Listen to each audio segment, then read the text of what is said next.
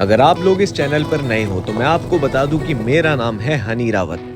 घूमना फिरना और जिंदगी में मजे लेना, मेरे पास बस यही दो काम है। अब तक जिंदगी में मैंने देखे कई खतरनाक ट्रैक्स, कुछ खाली घाटियां और कुछ जानवरों भरे जंगल। आग लगा, आग लगा, आग लगा, आग लगा। पर आज मैं आप सभी को ले चलूंगा एक ऐसी जिंदगी में जो ना आपने कभी देखी होगी और ना ही कभी महसूस की होगी। इस वक्त अपनी खटारा बाइक चलाकर मैं आया हूँ उत्तराखंड के जौनपुर डिस्ट्रिक्ट में, जहाँ मौजूद है जयद्वार गांव, जहाँ रहता है मेरा एक दोस्त ऋतिक, जो आज हमें दिखाएगा एक अनजान घाटी और वहाँ रहने वाले चरवाहों की जिंदगी।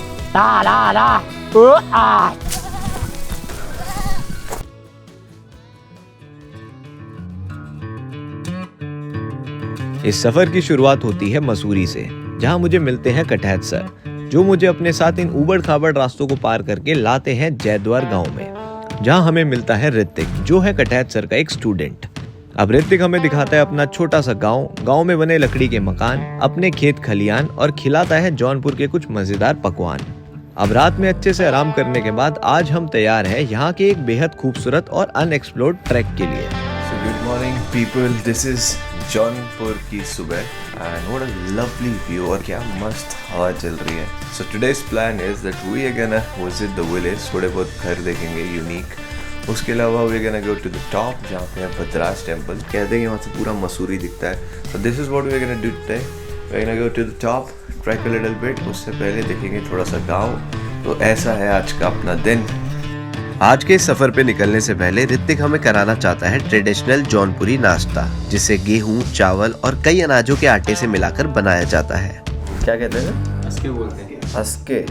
दो तीन अनाज का आटा मिक्स करके पीसा जाता है। अच्छा, फिर जैसे डोसे का आटा मिलता है, खमीर उठाया जाता है। घर के बने देसी घी में भीगे हुए ये अशके वाकई में एक लजीज नाश्ता है, जो शायद आपको यहाँ जौनपुर में ही खाने को मिलेगा। जौनपुर के स्पेशल नाश्ते के बाद ऋतिक हमें दिखा रहे हैं जौनपुर की एक और खासियत, जो है यहाँ के लकड़ी से बने रंग बिरंगे घर। यूँ तो ये घर लगभग 100 साल पुराने हैं, पर जिस तरीके से इनमें से कुछ को सजाया गया है, ऐसा लगता है मानो नए नए बने हो। तो ये यूनिकनेस इस गाँव की, जिस तरह के मकान यहाँ पे बने हैं ऐसे आज की रेट में देखने को कम मिलते हैं, और अगर मिलते हैं तो ऐसे नहीं मिलते, रंग बिरंगे और पूरे देवदार की लकड़ियों से बने हुए।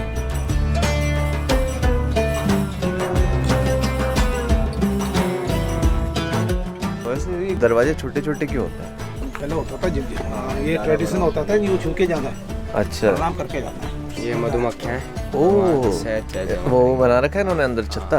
अच्छा, स्पेशली इसी चीज के लिए बनाए गए।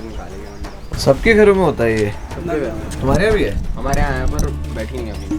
अच्छा अच्छा अच्छा।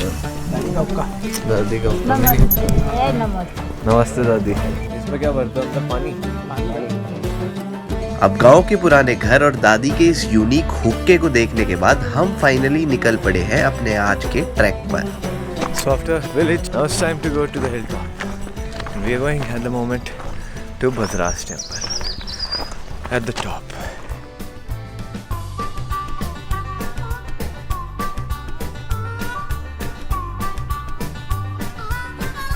So basically Hrithik is telling us कि हमें इस पहाड़ से ऐसे ऊपर होते हुए फिर वो ऊपर वो दूर वाले पहाड़ पे जाना है, और फिर आखिरी में इस वाले पहाड़ से we'll come down. अब यहाँ से लगभग आधे घंटे इस जंगली रास्ते पे चलने के बाद हम पहुँच गए हैं अपनी पहली मंजिल पे। So after this long struggle, we finally reached the top. You can see a 360-degree view from here. So that is Mussoorie at my back. ये ऋतिक के खेत है, और that is the mountain where we have to go at the end of the journey. चारों तरफ के इन खूबसूरत नज़ारों के अलावा ऋतिक के इन खेतों की खासियत है यहाँ पर उगने वाली सब्जियाँ, जैसे कि ये मटर, जो कि आम मटर से काफी ज्यादा मीठी है। इसके अलावा यहाँ पर उगने वाली पत्ता गोभियाँ भी साइज में काफी बड़ी है। कितने उगती होंगी इस खेत में? ये जितनी लगा रखी है कम से कम 60-70 कट्टे निकल रहे हैं। 60-70 कट्टे। एक कट्टे में कितने किलो? एक कट्टे में 35 ऊपर आता है। 45 किलो। तुम इसे खाते हो, बेच देते हो? सब्जी के लिए भी रखते हैं, बेचते भी हैं। ये अच्छा है सर, यहाँ पे कम से कम बंदा अपना उगाया हुआ खा रहा है, सब एकदम ऑर्गेनिक है। अब इन खेतों में उग रही सब्जियों को सबसे ज्यादा जरूरत होती है जंगली जानवरों से बचाने की। ऐसे में किसी न किसी को रात में यहाँ देख रेख के लिए रुकना होता है, जिसके लिए यहाँ पर बनी है ये छानी, जहाँ इंसान के रुकने के लिए हर जरूरी चीज मौजूद है। सोलर पहले निकाल रखा हुआ आजकल। अच्छा सोलर लाइट लगाया ये, बैटरी चार्ज है। अच्छा ये तो बहुत बढ़िया फिर। हाँ सही एरिया है। ये अपना चूल्हा, नमक नमक तुमने रखा होगा यहाँ। नमक सब है, बर्तन भी है यहाँ तो। बर्तन है। यहाँ पानी आता होगा यार ऊपर से, अंदर ये वाटर प्रूफ है। हाँ ऊपर से तो छेद दिख रहा है। टीन निकलता नहीं पानी, स्लोप है ना, सीधा स्लो पे निकल जाता है। अच्छा। अब इस छावनी में रुके आदमी को अगर रात में महसूस हो जाए कि खेत में कोई जंगली जानवर घुस आया है, तो उसको भगाने के लिए भी इन लोगों के पास मौजूद है एक देसी मैकेनिज्म। रस्सी खींचते हैं तो ये बचता है। अच्छा जैसे जानवर आ गए ना, छानी में सो रखे हैं, उसके पैरों के आठ से समझ जाते जानवर आ गया, बंदर या कोई जंगली सुअर आ गया। ठीक है, तो वो रस्सी से खींचेगा तो जैसे घंटा नहीं बजता है, उस तरह से आवाज की ठक ठक बड़े तेज से आवाज आएगी तो जानवर ये भाग जाएगा। शेर वेर भी भाग जाते हैं। बिल्कुल सब भागता है जानवर भालू भी। तुम ना ये वाला। चलो सुन के अच्छा लगा कि जानवर भाग जाते हैं आवाज़ों से, और ख़ास तौर पे भालू। अब ऋतिक के इन खेतों का मुआयना करने के बाद समय है अपनी मंजिल यानी कि भद्रास देवता के मंदिर की ओर बढ़ने का। सुनाओ, वी गोइंग टू द भद्रास टेम्पल। यहाँ से कितनी दूर है ऋतिक? 2-3 किलोमीटर है। ओ भाई, आज तो ऋतिक पूरी फिटनेस कराने के मूड में है। इस रास्ते पर चलते चलते अब हमें कुछ देर हो गई है और ये जंगल भी अब घना होने लगा है। So now we have come really deep into the forest. Jungle safari होती है आज। जल्दी इन झाड़ियों को पार करके हम पहुंच गए हैं देवदार के जंगल में, और ऋतिक हमें बता रहा है कि इन देवदार के पेड़ों से पीला रंग बनाया जाता है। तो ये कलर कैसे बनता है? येलो फ्लावर है ना उसका, ये दिख रहा है ना बीज, वो झड़ता है, उससे दबाओ तो कलर आ जाता है। ये जो येलो कलर आपको दिख रहा है, ये पेड़ों से निकला है। जिससे बनाते होंगे गुलाल। पूजा का टीका बनता है इसका। अच्छा टीका बनता है। देवदार के इस जंगल को पार करके हम पहुंच गए हैं पहाड़ के टॉप पे, और अब इस रिज पर चल के हमें यहाँ से आगे का सफर तय करना है।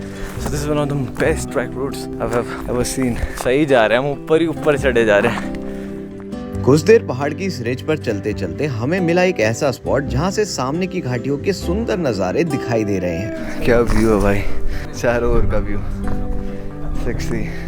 इस जगह खड़े होकर हमें एक तरफ तो मसूरी वाला पहाड़ दिखाई दे रहा है और दूसरी तरफ हमें दिख रहा है इस खूबसूरत लोकेशन पर बना एक अकेला घर। सबसे बेस्ट चीज जो मुझे लगी यहाँ पे गांव में इज द पैटर्न। एक घर होगा, गौशाला होगी, फिर एक खलियान होगा, प्लस इनकी खेती है, तो घर पे जितना खाना है, जितना सब्जियां हैं, सब अपनी उगाई भी है। फिलहाल हमने फैसला लिया है कि क्यों ना कुछ देर इसी जगह रुककर सामने के नज़ारों के साथ साथ इस गर्म धूप के मजे लिए जाएं। ऐसा मन कर रहा है भाई यहीं सो जाए थोड़ी देर ना, ऐसा सन बात लेते लेते बस नींद आ जाए बढ़िया। अब यहाँ से कितनी दूर है? वो टॉप है क्या, वो सबसे ऊपर जो दिख रहा है? ये वाला टॉप चढ़ना है। हाँ। भाई तो भाई यहाँ से और लगेंगे अपने को 15 मिनट, ऐसा ऋतिक कह रहा है, बट आधा घंटा मान के चलो। ये कुछ पल इस खूबसूरत नज़ारे के साथ बिताकर हम सब एकदम फ्रेश फील कर रहे हैं, और अब समय है कि अपने सफर को दोबारा शुरू किया जाए। ऐसे में हम लोग कुछ देर और चले ही थे कि ऋतिक को याद आया कि इन पहाड़ों पर उसके कुछ भाई अपनी बकरियों को चराने के लिए निकले हैं। अगर बकरी वालों के साथ रहना है सर, आइए मेरा रात को। अच्छा, वो कहाँ रहते हैं? वो इधर ही ऊपर गए हैं। अच्छा ऊपर गए ना, रुके बकरी वालों के साथ रुक सकते हैं। कितना दूर? दूर तो ज़्यादा नहीं, मैं फ़ोन करता हूँ ना कहाँ है उनका आज। फिलहाल कटहत सर हमें बता रहे हैं कि ये लोग कैसे अपनी बकरियों के झुंड को लेकर महीनों के लिए इन पहाड़ों पर निकल जाते हैं। जानवर के साथ चलते हैं, एक दिन यहाँ रुके, वहाँ बकरी 1-2 दिन चूगा जाना, तो फिर दूसरे पहाड़ में चले गए। अच्छा। ऐसे घर में नहीं आते, अपना टेंट है, सामान है, खच्चर है, एक बार उनके साथ रुक के देखो। We're trying to contact the shepherds. अगर यही आसपास कहीं होंगे तो we're gonna stay tonight with the shepherds और भेड़ों के साथ। अब कुछ देर और इन झाड़ियों के बीच चलने के बाद हमें मिल गए हैं ऋतिक के भाई, जो अपनी बकरियों को लेकर महीने भर के इस लंबे सफर पर निकले हैं। तो बकरियाँ भी इनके साथ। 250 बकरियाँ। इनमें भेड़ तो एक आधी है, ज्यादा नहीं दिख रही। खाडू बोलते हैं, ये वाइट है, वाइट खाडू। सो इन्हें कहते हैं खाड़ू, और ब्लैक वाली एक आधी भेड़ है, बाकी बकरियां हैं। इनकी वजह कितनी होती है, लाइफ कितनी होती है बकरी की? 10-12 साल से होती है। घर पूरे जी पाते हैं बेचारे कोई? हाँ बिल्कुल। ऐसा लोग खाई जाते होंगे इससे पहले तो। खा ही जाते हैं वैसे तो, पर रह लेते हैं। अब देखो ये कितने साल सबसे बेस्ट कौन सा है बकरा खाने के लिए, कौन सी उम्र का? एज तो 4 साल 3 साल। और जैसे 250 बकरियां तो कितने, आप 2 जने जाओगे? सोते रहते हैं। तो अपना सामान वगैरह सब साथ ले जाते हैं घोड़े में।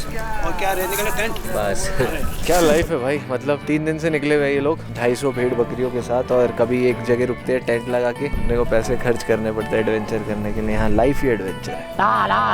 तो आपकी आवाज से वो पहचान जाते हैं यहाँ जाना है? हाँ पहचानते। इस एडवेंचरस लाइफ में जरूरी है अपने आप को फ्रेश रखना, और उसके लिए ये लोग इस वक्त बना रहे हैं स्पेशल लेमन टी।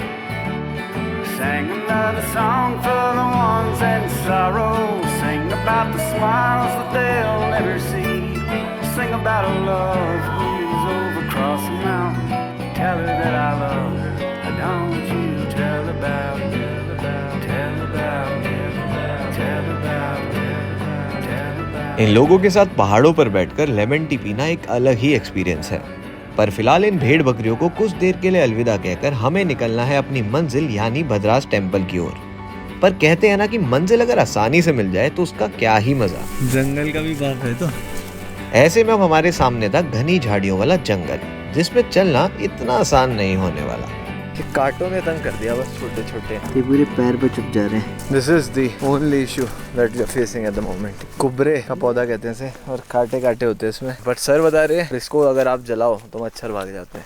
इन घनी झाड़ियों और कुबरे के इन कांटों से जंग लड़के हम पहुंच गए हैं पहाड़ के टॉप पर बने यहाँ के पॉपुलर भद्रास देवता के मंदिर में, जिसकी बनावट को देखकर मेरे दिमाग में एक ही बात चल रही थी। ये किसने बनाया होगा मंदिर? गाँव वालों ने बनाया या किसने बनाया? बड़ा खूबसूरत बनाया भाई, बाहर से नहीं पता लगा, अंदर से पूरा बड़ा है ना। मंदिर ये जो है भद्रा देवता के नाम से जाना जाता है। अच्छा। ये जो श्री कृष्ण के बड़े भाई थे बलराम। अच्छा। उनका नाम भद्रा देवता है। अच्छा, उनको कहते हैं भद्राज। अच्छा ओके। और कौन से फेस्टिवल्स में मतलब पूजा की जाती है? जैसे ये बैसाखी के टाइम में जब गेहूं की फसल कटती है उस अच्छा। टाइम यहाँ मेला होता है, और बरसात में भी जून जुलाई के टाइम में, अगस्त के टाइम में यहाँ पूजा उस नाम से भी होता है यहाँ। तो अच्छा। उस दिन भी यहाँ सिरनी वगैरह लोग अच्छा टीके वगैरह देने आते हैं। हर पहाड़ में ये देवता वास करते हैं। भद्रास देवता के इस मंदिर के दर्शन के बाद ऋतिक अब हमें ले जा रहा है अपने चाचा जी के खेत पे, जहां हमें रास्ते में मिली भेड़ बकरियां आज की रात रुकने वाली हैं। So this is at the moment we are at a farm। एक खेत है ऋतिक के चाचा जी का। फिलहाल ऋतिक के चाचा जी हमें दिखा रहे हैं पहाड़ की चोटी पर बने उनके खेतों में लगी हुई फूल गोभियां। साथ ही साथ वो हमें बता रहे हैं उनके यहाँ उगने वाली मटर की फसल के बारे में। मटर तो यहाँ बहुत बढ़िया, इसमें 60 बोरी। अच्छा, एक ही खेत में 60 बोरी। 60 बोरी। एक बोरी में 30-35 किलो। एक बोरी में कम से कम 70 किलो। 70 किलो। 5 किलो का 500 रुपए। फिर तो बहुत बढ़िया।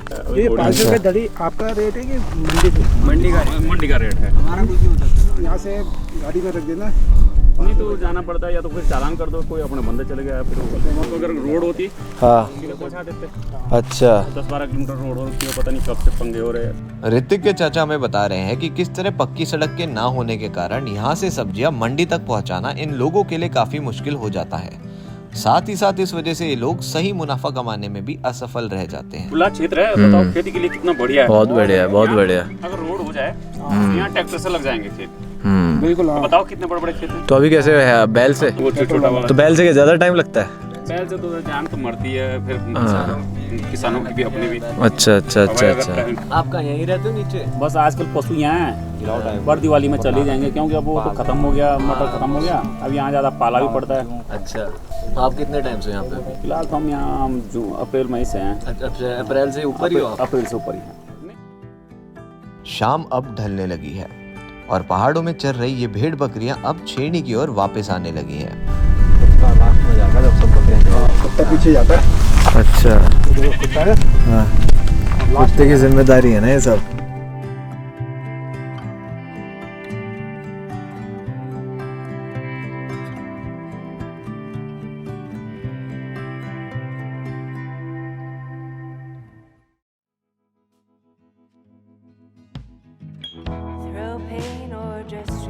रात के साथ साथ यहाँ की ठंड भी बढ़ने लगी है और इस मिट्टी के कमरे में आग के पास बैठना ही यहाँ का कल्चर भी है और जरूरत भी। फिलहाल मेरी कोशिश है कि इन लोगों से भेड़ बकरी के इस व्यापार को थोड़ा समझा जाए। तो ये जो भेड़े हैं इनका आप क्या करते हो? ये बेच देते हो? हाँ बेचते भी है इनको। ये कितने तक की मिल जाती है एक बकरी? तो ये तो 20-22 हज़ार जोड़े तक चले जाते हैं। जोड़े? अच्छा, जोड़े में जाती है। और जैसे बकरा है बकरा महंगा बिकता होगा। तो 20-25 हज़ार का एक हो जाता है। अच्छा, एक भी जाता है बकरा। अच्छा, बकरियां 2 जाती हैं 25,000 में और बकरा एक। तो आप इसका दूध नहीं यूज करते, मतलब दूध वगैरह नहीं निकालते हैं बकरियों का ऐसे तो दूध जैसे यहाँ घर पे यहाँ निकालते हैं। तो अभी ये ऊन वगैरह नहीं निकालते इसके, बाल वगैरह ऊन तो निकालते हैं, पर जैसे खुद पहले घरों में घर में काटते थे, हम बनाते थे। वैसे नहीं करते अब। वैसे कितना घर गए हुए कितना टाइम हो गया? यहीं रहते हो ना आप तो फिलहाल? ना ऐसे जाते रहते हैं। अच्छा, रात को पूरी आते हैं। रात को ऊपर आते, यहीं रहते हो? हाँ, जैसे बकरियों के कभी साथ? शादी शुदी होगी गांव में, हाँ। तो अब रह लेते हैं 1 आध दिन। तो ये बकरियां क्या यहीं रहती है ये? ना, ये यहीं भी रहती है, अभी रहेगी यहाँ 1 आध महीना। अच्छा इसके बाद बाकी डेरा बदलते हैं फिर। अच्छा। अब जैसे 15-20 या महीने में डेरा पलटेंगे तो वहाँ तो छानिया मिलेगी नहीं, वहाँ तो टेंट लगाना पड़ेगा अपने जगह। 15-20 दिन आप ऐसे टेंट में रहोगे फिर? 15-20 दिन क्या, तो पूरे सर्दी रहना पड़ेगा। ओ, टेंट में ठंड लगती होगी काफी? आदत बढ़ जाती है। फिलहाल ऋतिक के चाचा जो इस अंधेरे में खेतों की देखरेख करने गए थे वो लौट चुके हैं और अब मेरी कोशिश है कि उनकी जिंदगी को थोड़ा समझा जाए। तो फिर करते क्या हो रात को? किस टाइम सो जाते हो आप? सोने के लिए तो आप सो जाएंगे थोड़ी देर, बस 7-8 बजे? ना 9-10, फिर एक बार 1-2 राउंड उधर नहीं मारना पड़ेगा खेत में, यहाँ जंगली जानवर मटर खाने के लिए। अच्छा, तो एक चक्कर अभी आपको वहाँ मारना पड़ेगा रात खेतों में मारना पड़ेगा। मतलब जंगली जानवरों से बचाना मुश्किल हो गया। कौन से जानवर है यहाँ पे? सुअर? यहाँ सुअर है, बहुत सारी साइल होती है कांटे वाली। सबसे बड़ा चैलेंज है कि रात को आते हैं जंगली जानवर, तो जंगली जानवर के लिए एक राउंड मारना पड़ता है। कई राउंड मारने पड़ते हैं। कितने मारते हो रात को? कभी 1:30 बजे, कभी 3 बजे, कुछ नहीं मतलब बचेगा। नींद की भी कोई स्कोप ही नहीं है लाइफ में? नहीं, बिल्कुल नहीं हो, अलार्म लगाना पड़ेगा बिल्कुल। अच्छा, एक रूटीन है जो आपको रोज फॉलो करना ही करना है। बिल्कुल रूटीन है, नहीं तो फसलों का नुकसान है और पशुओं को भी चारा नहीं मिलेगा। इन लोगों के इस कठिन जीवन को समझने के बाद अब समय है कि इतनी कड़ी मेहनत से उगी हुई सब्जियों का स्वाद चखा जाए। ऐसे में ऋतिक की चाची हमें परोस रही है ताज़ा गोभी की सब्जी और मिट्टी के चूल्हे पर पकी हुई गर्मा गर्म रोटियां। है तो सर मजेदार चूल्हे का खाना नहीं? बिल्कुल। सब्जी में भी नमक डाला हुआ है। हाँ। अब खाने की बात इंसानों तक सीमित नहीं है। इन लोगों को अपने अलावा बनाना होता है बकरियों के साथ रहने वाले कुत्तों के लिए खाना, और इन कुत्तों के लिए बन रही इन रोटियों के साइज ने तो हमें सच में चौंका के रख दिया है। कितना टाइम लग रहा है इस एक रोटी को बनने में? 5 मिनट 6 मिनट तो लगेगा। क्या लगता है सर आपको मिल जाएगा इसको डिप्लोमा? क्या मिल जाएगा? हमारे भाई बोले HM करने। अच्छा, HM करेगा क्या तू? हाँ, HM में तो मिल जाएगा। ये वीडियो दिखा दियो रोटी वाली, बोलो ऐसे ही बना लेता हूँ मैं। भाई साहब चाकू नहीं इसके लिए आनी चाहिए। वैसे आप लोगों ने लोकल वीडियो नहीं देखी? कोई अंग्रेज आता है, हाँ। वो रोटी पे मक्खन देते थे, वो मक्खन खा लेते हैं, बोलता है कि ये लो सर आपकी प्लेट।